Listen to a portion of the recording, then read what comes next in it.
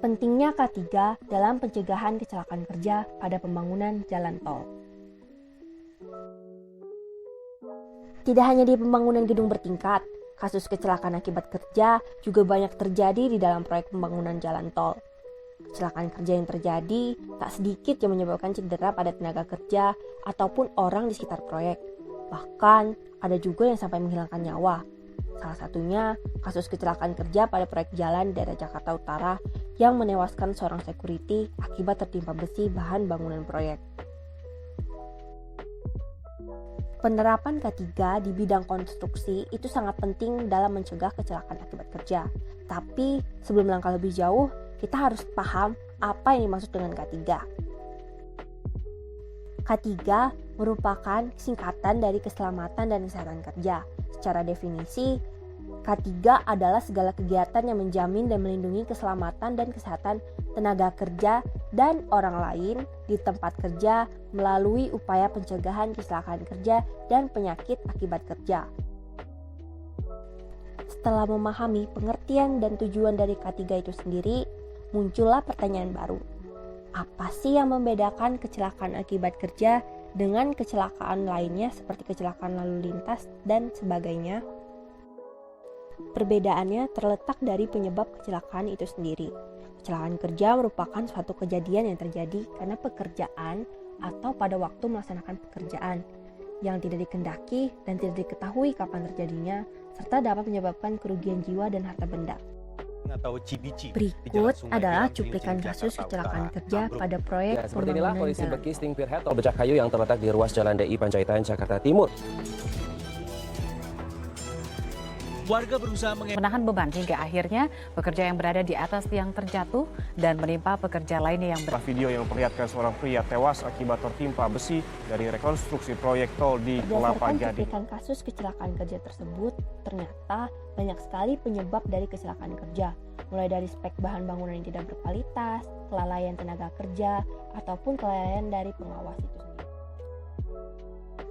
Namun, menurut Putra di tahun 2017, secara umum penyebab kecelakaan akibat kerja tergolong menjadi dua, yaitu unsafe action dan unsafe condition. Unsafe action merupakan tindakan atau perbuatan manusia yang tidak mematuhi asas keselamatan, sedangkan unsafe condition merupakan keadaan lingkungan tempat kerja yang tidak aman. Untuk lebih memahami perbedaan antara unsafe action dan unsafe condition, mari kita perhatikan gambar berikut. Untuk gambar yang dikirim merupakan keadaan unsafe condition, di mana dalam gambar tersebut salah satu rantai mengalami perkaratan yang sewaktu-waktu bisa saja putus dan barang jatuh menimpa orang yang ada di bawah. Sedangkan gambar yang di kanan merupakan keadaan unsafe action, di mana beberapa kerja berjalan di bawah barang yang sedang diangkat, yang tanpa kita ketahui bisa saja barang tersebut jatuh dan menimpa pekerja tersebut. Selanjutnya kita masuk ke inti topik, yaitu pencegahan kecelakaan akibat kerja. Pencegahan ini terbagi menjadi tiga, yaitu yang pertama upaya pencegahan kecelakaan kerja melalui pengendalian bahaya di tempat kerja, yang kedua melalui pembinaan dan pengawasan, dan yang ketiga melalui sistem manajemen. Masuk ke upaya pencegahan yang pertama, yaitu melalui pengendalian bahaya di tempat kerja. Hal ini dapat dilakukan melalui dua langkah, yaitu yang pertama adalah pemantauan dan pengendalian kondisi tidak aman di tempat kerja. Contohnya bisa kita lakukan dengan pemeliharaan alat proyek sehingga dapat mencegah unsafe condition. Sedangkan langkah yang kedua bisa kita lakukan dengan pemantauan dan pengendalian tindakan tidak aman di tempat kerja, atau dalam kata lain, pemantauan dan pengendalian unsafe action. Masuk ke upaya yang kedua, yaitu melalui pembinaan dan pengawasan.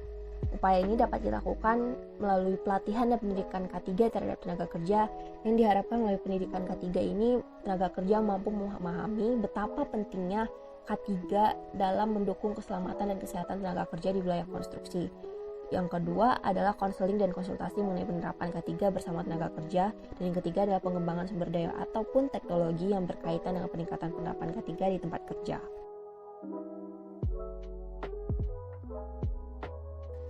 Upaya yang terakhir adalah upaya pencegahan kecelakaan kerja melalui sistem manajemen. Hal-hal yang dapat dilakukan antara lain menetapkan prosedur dan aturan K3 di tempat kerja. Yang kedua adalah penyediaan sarana dan prasarana K3 dan pendukungnya di tempat kerja. Dan yang terakhir adalah penghargaan dan sanksi terhadap penerapan K3 di tempat kerja kepada tenaga kerja. Ada begitu banyak sarana dan prasarana K3 dan pendukungnya yang harus disediakan di tempat kerja. Salah satunya alat pelindung diri atau disingkat dengan APD. Alat pelindung diri terdiri dari berbagai jenis, namun untuk penggunaannya itu tergantung dari kebutuhan perlindungan sang tenaga kerja sendiri. Namun yang biasanya wajib digunakan dalam proyek antara lain helm pelindung, rompi safety, dan sepatu pelindung. Dan karena sekarang dunia sedang dilanda pandemi, maka masker wajib digunakan di wilayah konstruksi maupun di luar wilayah konstruksi. Sarana dan prasarana K3 lainnya yaitu rambu K3. Berikut adalah gambar contoh-contoh pemasangan rambu K3 di proyek konstruksi. Contoh lain sarana dan prasarana K3 dan pendukungnya di tempat kerja adalah personil K3 dan P3K.